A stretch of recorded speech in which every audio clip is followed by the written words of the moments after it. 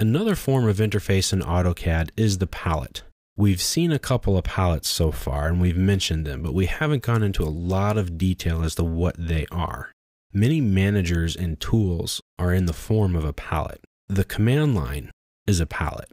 These palettes have tools, commands, or information in them that allow you to manipulate your objects or add to your drawing. One palette that I always use is the Property Manager palette. To open it, press the Control key and the number 1 key at the same time. This will open up your Properties palette. It may or may not show up exactly on your screen like I have because I've used it before and I'm always using it. In my typical workflow, I will have the Properties palette open all the time. I almost never close it unless I happen to need more screen space for some reason. But that's up to you. You can do what you want. It's easy to turn off and on. Just press Control and 1 at the same time. Turn it off or to turn it on. So it's very simple to get to.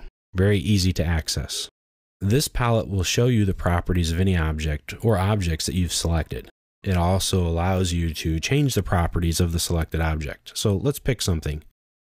Anything. If you don't have anything drawn, go ahead and draw something, a line, a circle, anything.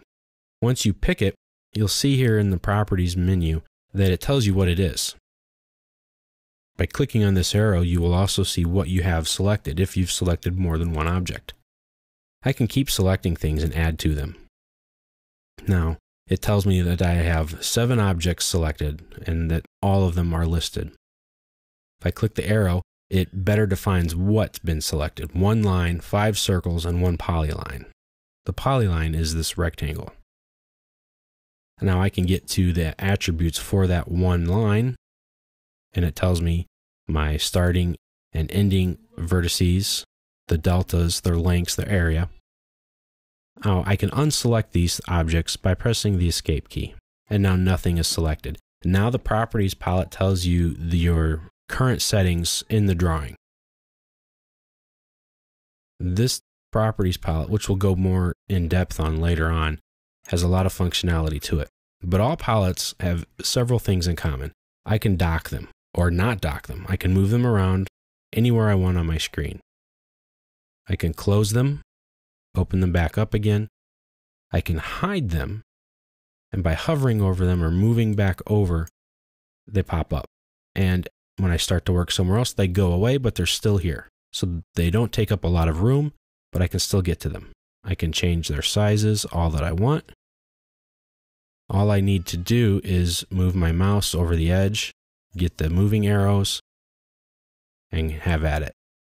I can tell them to stay out all the time. And if I click on the bar and hold it with a left click, I can dock them on the side. Or I can just pull them out again. Now if I auto hide them and then dock them, that's what they'll do. I can right click on and allow the docking or not, or I can just let them go. So you have a lot of display options with your palettes. Another major palette that I want to show you is the Tool palette. Press Ctrl and 3 at the same time to bring it up. This palette, the Tool palette, is full of blocks, hatch patterns, materials, commands, custom script files, etc. It's the main source for your block library, or at least it can be. The Tool palette is tabbed, like the ribbon, to different design genres: architect, mechanical, electrical, civil, etc. This is the out-of-the-box Tool palette. But the Tool palette is extremely easy to customize. Essentially, you're going to right-click and make a new palette and then literally drag and drop things right into it. Commands, objects, etc. We'll talk more about it later. But it's a very useful and a very powerful palette. To use it, just find the object that you want to insert, click it, and then click the point where you want it to go. And you just inserted that object.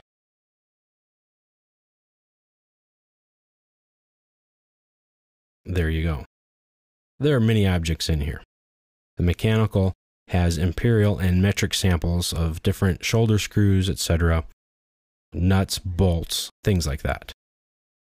The architectural has different doors and windows, and even plants and some vehicles. There are so many different tabs in the tool palette that you can't see them all. You can see right here in the bottom that there are a little bit showing. Right-click on it, and here are all the possible tabs that you can pick from. As you can see, some of these even have commands in them, like the line, construction, polyline, etc. So you can put blocks, you can put hatch patterns, you can put commands into the tool palette. It's easily customized and very powerful. Another useful palette is the Quick Calc palette. That's a calculator. So you can essentially have a calculator with you inside AutoCAD wherever you go. Just press Control and 8 at the same time. And here it is. It works like any other palette. You can move it around, you can auto hide it, you can collapse it, you can stretch it out, and it has different formats. Your regular number pad, scientific calculator, units conversion, etc. You can show some of the detail or hide some of it if it's too big or too small. We'll take a look at this a lot closer. I just wanted to give you an example of some of the palettes that you can use inside AutoCAD to help you do your job. There are some other palettes available, but their complexity goes way beyond the scope of this video, and we are going to look at some of them more closely later on. But suffice it to say, the palette is another format of a window that you can interact with inside AutoCAD. They can be rearranged in your drawing area, they can be docked or locked into position, or they can just float around and you can move them as you need to. They can hide themselves or they can stay open. You can right click, and remember, pick up on the right clicking here. You can right click on things, get more options to them. You can make the palettes as bars or just whichever you need. If I right click here, I can get a lot more different settings. I can hide them even more or make them completely solid. So when in doubt, right click and use a palette. Use a shortcut window, use more functionality in your command, etc.